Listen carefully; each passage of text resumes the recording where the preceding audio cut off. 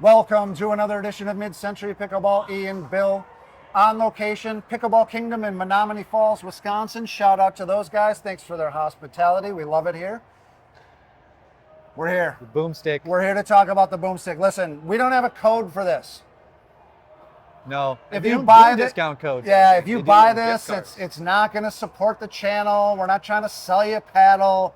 We don't care if you like it or not. We just want to get on the record with this one because, well, first of all, we did a video. No FOMO edit. We did our no FOMO, So, and this is a foam paddle that I believe this guy likes, and I do like it. I'm a little less excited about it, but let's hash it out.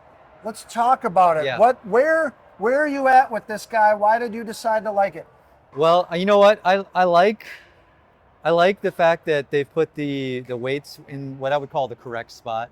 I mean, I don't know if everybody thinks this is the correct spot, but for me, about 2/3 of the way up on 3 and 9s-ish is good. So I like the weight setup a lot, and I think the sweet spot is greatly benefited for it. I don't know how this plays without the weight on there.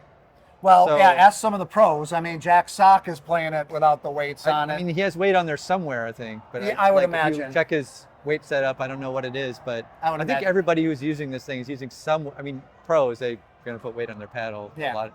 Most of them anyway.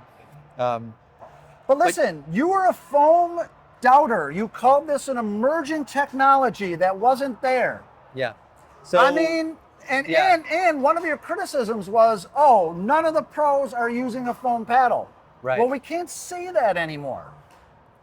well, no, Would I mean, you- the Boomstik has always been the one that sort of broke that rule, and the Carbon True Foam. Would you like to apologize? No apologies. I'm not apologizing because this thing is still only a couple months old, isn't it? But it is a demo paddle. So again, we didn't buy this paddle. We didn't buy it. This is a demo paddle. Yep. It has been hit a lot. We've hit it a lot. Yeah. I think that it's excellent. It's got the right amount of pop, I would say, for me. There's one huge negative. All right. Okay. I have more gotta than say it. I have more than one negative. But what? Go ahead. In a loud place like this, you don't notice it that much. Right. But if you go out and play with this, I've taught lessons with this, and whenever I do a punch, I feel like my eardrums are gonna pop. I mean, it's so loud. They call it a boomstick. It is a boomstick. It is so loud. It's probably the loudest paddle I've ever hit. But you know how you ever feel like your eardrum is just kind of like folding inward or something? No, your eardrum is fine. I get it. It's a loud paddle, but This your is like, tender to me, eardrums. this is backwards. We got Gearbox doing the right thing, making a quieter, cooler, like thunky sound, and this thing just like snaps. It's a crack. It's like a firecracker going off near you or something. Top tier power. Would you say it's top tier pop? Yeah, I would, but you gotta hit it. You gotta make it loud. I mean, you have to hit it right in. Sure. It's not the hugest sweet spot in the world, but it's good enough. Top tier stability. It feels heavy. It doesn't play heavy. You think it feels heavy? I think it feels weighty. It feels heavy to me. It's thick. It's beefy. It feels stable and beefy to me. We should say that we have the elongated 16 millimeter. Oh, yeah, This we is have- actually, there's another shape too. Yeah. So maybe the other one doesn't feel quite as, but I personally, as far as elongated goes, this is not feeling super I'm heavy. not saying it is heavier. I'm Yeah. saying it feels weighty in the hand, which I actually like. That's good stability in my opinion. Right. You know, if someone's rifling drives at you, you want that. You want it to feel stable. I feel like this paddle does not move. Right. You know, if you catch a drive. So I would agree with that for sure. I also, as far as stability goes, I would never consider putting weight on this pad. No, not It's in a minute. already at the top of where I would consider like good. Absolutely. But I also don't feel like it needs weight. So for me, it's good. I mean, that's kind of what you want. It feels a lot like when we deal with these $250 plus paddles.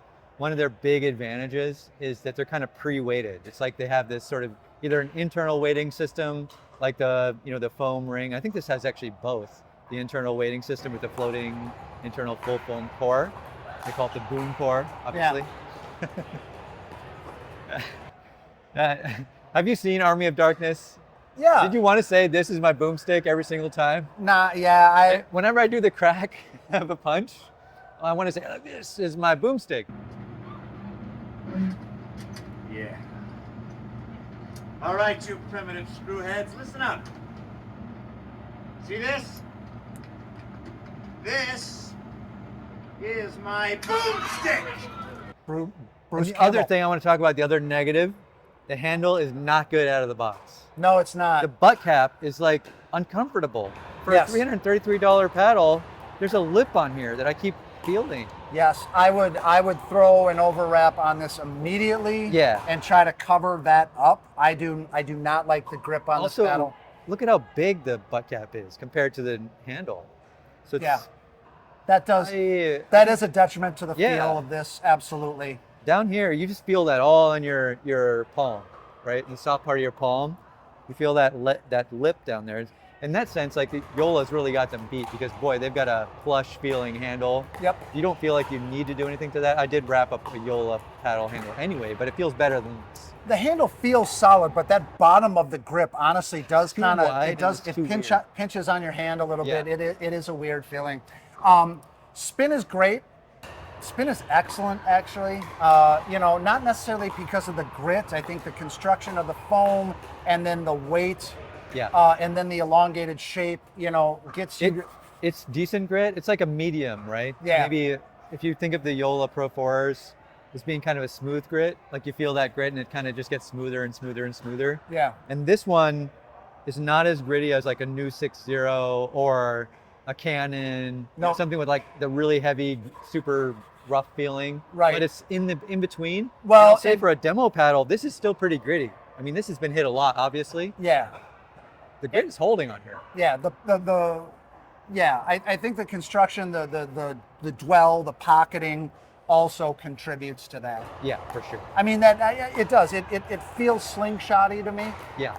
And It's definitely got a catch and release kind of feeling to when you hit. which, when you catch like it. when you catch it right, it's great. Listen, I think a lot of people are going to have trouble controlling this paddle. In fact, when I see this paddle in the wild and I talk to people, they say, "Oh yeah, haven't dialed it in yet, still working on controlling it." And I think I felt like I jumped into it. I felt like it was right away. And listen, the obvious retort in the comments is, "Oh, well, Bill, you just suck. You can't handle a power paddle." You're right. Maybe not. Maybe I do suck. But when I see this on the opposite side of the court, I know they're going to give me 3 points in the match.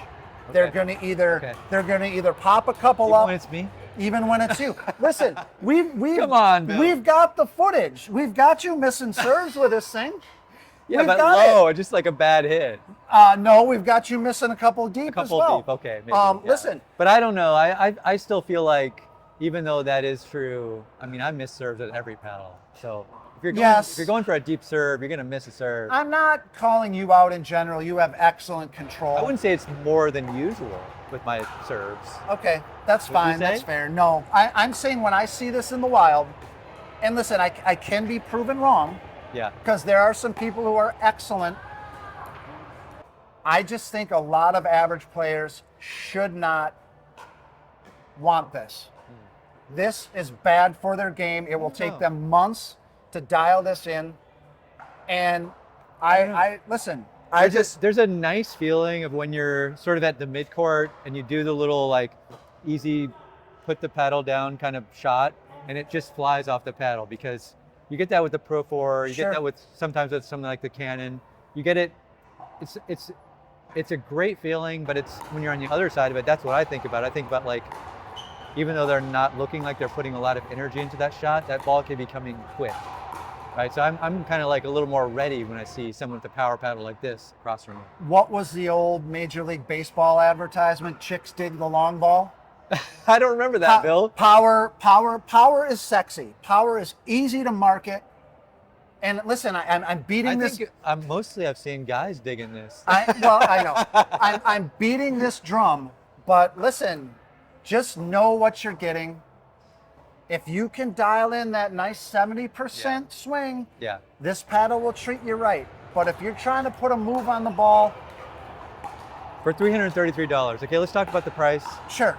So $333, I think it does everything.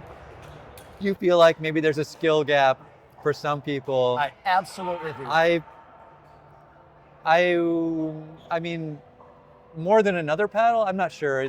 It's true that as you go up in the tier levels of power and pop, there's definitely becomes an issue with some players, because I mean, a lot of players think that they can rip the ball from an inch off the ground, Right. right? And it's going to go way out if you hit it with a ball, with a paddle like this, and it might go out with a control paddle.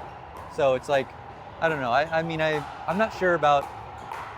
I just think that maybe lower level paddles don't need this power, right? Because they're already like kind of hitting in a way that I would consider to be not as effective. Does that make sense?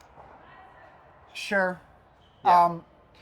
I've heard Price. it. Let's go back to price. Okay, $333. I would never pay. Long warranty. They have like a good warranty apparently. Yeah. And listen, I'm sure well, foam is supposedly Yeah, that's going to what they last say, longer. Right? Yeah. Supposedly. So let's say you pay $333, love this paddle, dial it in, and it lasts you for 13 months. Is that worth it? $333. It is assembled in the USA. I know it's not that does mean something. assembled in the USA. Assembled in the USA. Right. So the components maybe aren't all American made, but it's But put together. So some jobs are created by you buying this paddle, which Sure. is great. It's another thing to consider. I mean, I don't think we should leave that out. No, I don't think It's we part should. of the consideration of buying a paddle. That would bring me to it a little bit. Yeah. I'm just not a guy who buys the most expensive one. Sure. I'm just Not not even that. for the last 13 months. I'm just not that guy. No, because I will want something else. Okay.